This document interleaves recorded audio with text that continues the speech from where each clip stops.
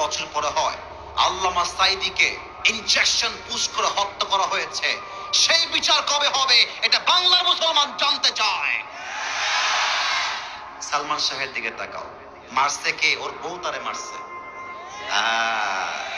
বাবুরা, নারী জাতি সম্মানের জাতি, মায়ের জাতি। সম্মান করবা, আর বিশ্বাস সব নারীকে করতে গেলে বাস খাবা, আর কিছুই খাবা না।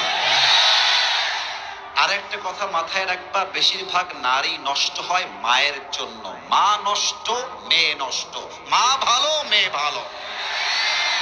যত মেয়ে নষ্ট হয় দেখবা খবর নিয়ে ওর মাও নষ্টা, মেয়েও হয়েছে নষ্টা, ঠিক কিনা বলো? আর নারীরা মিথ্যা বলতে পারে খুব সাজিয়ে, আমি তোমাকে ছাড়া বাঁচবো না, তোমাকে ছাড়া আমি মরে যাব। আরে বাবু, दाल में कुछ काला तो जरूर है, धोखे में पड़ना नहीं है। ये जिंदगी अपना जिंदगी है, किसी लड़की के लिए अपनी जिंदगी बर्बाद हो जाएगा ये तो नहीं हो सकता मेरे दोस्त। একটা মেয়ে ধোকা দিয়েছে মানেই যে আমি বেকা হয়ে যাব? নো।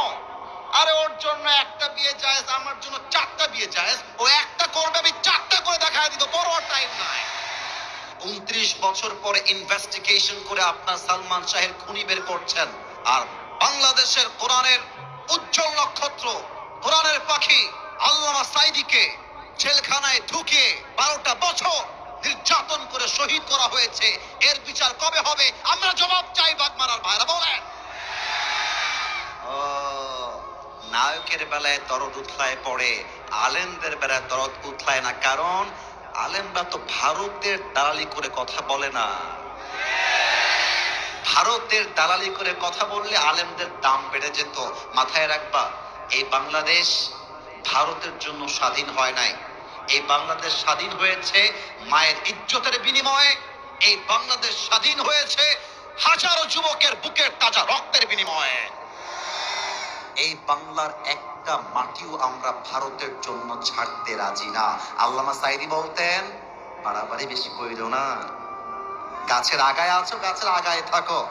বেশি বাড়াবাড়ি করলে একটা ঝাঁকুনি মারবে, মামুর বাড়ি দিল্লি গিয়ে পড়বা, ওই দিল্লি গিয়ে তারা পড়েছে, ঠিক কিনা বলেন?